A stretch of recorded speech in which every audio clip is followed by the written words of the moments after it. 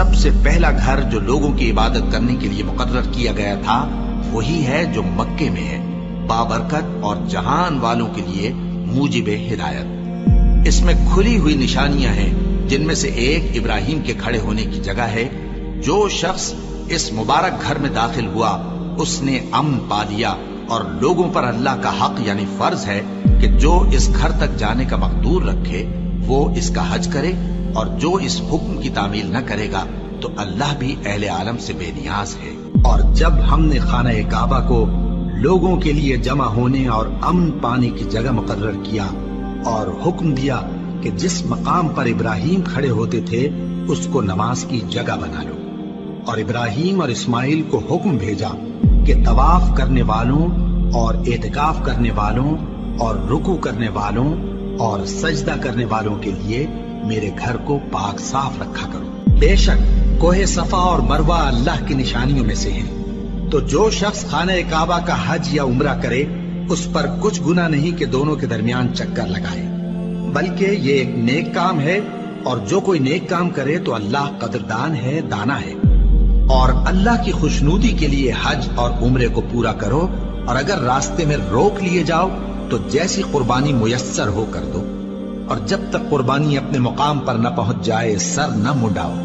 اور اگر کوئی تم میں بیمار ہو یا اس کے سر میں کسی طرح کی تکلیف ہو تو اگر وہ سر منڈا لے تو اس کے بدلے روزے رکھے یا صدقہ دے یا قربانی کرے۔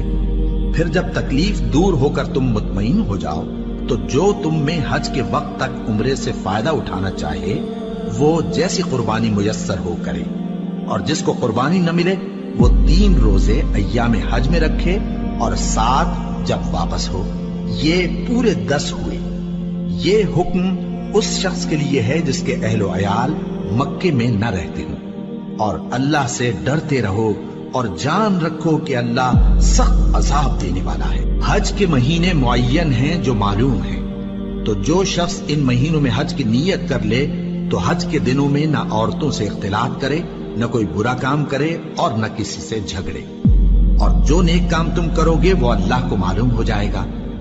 اور زاد راہ یعنی رستے کا خرچ ساتھ لے جاؤ، کیونکہ بہترین زاد راہ پرہیزگاری ہے۔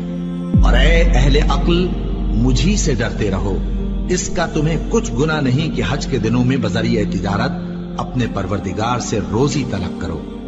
اور جب عرفات سے واپس ہونے لگو تو مشعر حرام یعنی مزدلفہ میں اللہ کا ذکر کرو، اور اس طرح ذکر کرو جس طرح اس نے تم کو سکھایا، اور اس سے پیشتر تم لوگ ان طریقوں سے محض ناواقف تھے۔ پھر جہاں سے اور لوگ واپس ہوں وہیں سے تم بھی واپس ہو، اور اللہ سے بخشش مانگو، بے شک اللہ بخشنے والا ہے، رحمت کرنے والا ہے۔ پھر جب حج کے تمام ارکان پورے کر چکو تو مینا میں اللہ کو یاد کرو جس طرح اپنے باپ دادا کو یاد کیا کرتے تھے، بلکہ اس سے بھی زیادہ۔ اور بعض لوگ ایسے ہیں جو اللہ سے التجا کرتے ہیں کہ اے پروردگار ہم کو جو دینا ہے دنیا ہی میں دے دے، اور ایسے لوگوں کا آخرت میں کچھ حصہ نہیں۔ اور بعض ایسے ہیں کہ دعا کرتے ہیں کہ پروردگار ہم کو دنیا میں بھی